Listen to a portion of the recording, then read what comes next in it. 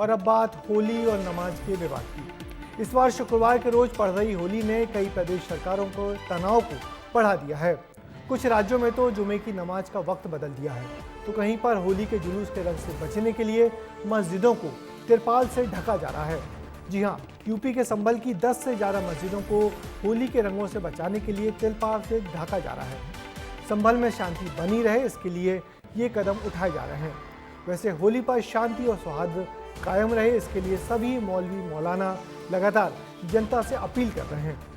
होली और जुमे के रोज होली को लेकर कहां-कहां क्या हो रहा है, इस रिपोर्ट में देखिए।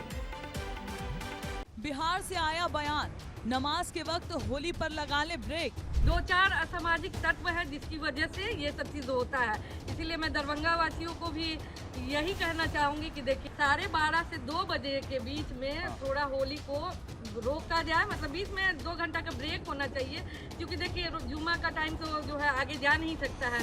दिल्ली से आया बयान, नमाज अपने घर में ही पढ़ें। हम आपका सम्मान करते हैं, आप भी हमारे त्यौहार का सम्मान करिए। इस बार नमाज अपने घर में ही पढ़िए, ताकि आपको हमसे कोई शिकायत ना हो कि ऐसा हो गया वैसा हो गया। कि आपके 52 बार आप शुक्रवार आते हैं साल के अंदर। इस बार निवेदन करता हूं कि आप अपने घर में पढ़िए। संभल में शांति की अपील, दोनों पक्ष एक दूसरे के त्योहार का करे सम्मान। उनकी होली का हम सम्मान करते हैं, उन्हें भी हमारे रमजान का और नमाज का सम्मान करना चाहिए। इसी तरीके से हमारा शहर जो है तरक्की करेगा। कोई कह रहा है कि नमाज अपने घर में पढ़े, तो कोई कह रहा है कि होली पर 2 घंटे का ब्रेक लगा ले। ये बहसबाजी सिर्फ इसीलिए हो रही है क्योंकि देश में इस बार होली के साथ जुमे की नमाज का दिन पड़ रहा है। इसी वजह से कई राज्यों में विवाद की स्थिति बन चुकी है। कहीं पर अगर नमाज का समय बढ़ाने की मांग की जा रही है, तो कुछ राज्यों में नेताओं के जरिए कहा जा रहा है कि नमाज घरों में अदा करें। इस बीच संभल से एक अजीब तस्वीर भी देखने को मिली। संभल की मस्जिदों को तिरपाल से ढका जा रहा है।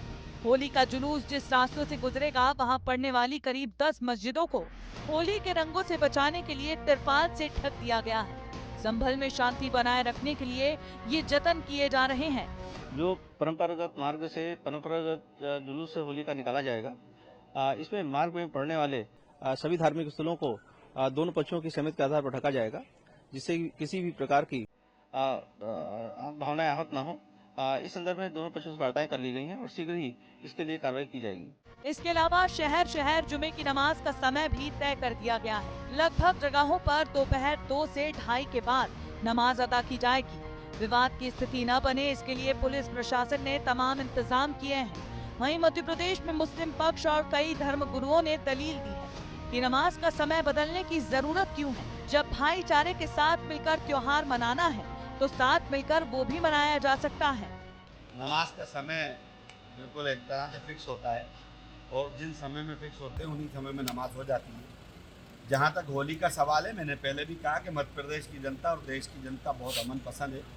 होली भी अच्छे से मनेगी और नमाज भी अच्छे से हो जाएगी। जनता स्वयं समझदार है और जनता से अनुरोध करूँगा कि ये नफरत फैलाने वालों की बातों में न आकर, उद्दंडता की तरफ न जाकर संयम से दोनों काम पूरे करें। कहीं भी सांप्रदायिक तनाव न भड़के, इसके लिए पुलिस की तैयारी तो पूरी है, लेकिन ये आम जनता की भी जिम्मेदारी बनती है।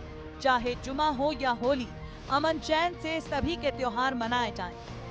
ब्यूरो रिपोर्ट, विस्तार न्यूज। ऐसा नहीं है कि इसके पहले कभी रमजान के जुमा के रोज ही होली नहीं पड़ी। पहले भी ऐसे मौके खूब आए हैं और दोनों समुदाय के लोगों ने मिलजुल कर होली और रमजान मनाया है। उम्मीद है इस बार भी सभी लोग अपने शहर की शांति को ध्यान में रखकर हंसी खुशी और बिना किसी विवाद के ये त्यौहार मनाएंगे। वैसे विवाद न हो, इसके लिए सभी राज्यों की सरकारें बहुत मुस्तैदी से कोशिश भी कर रही हैं।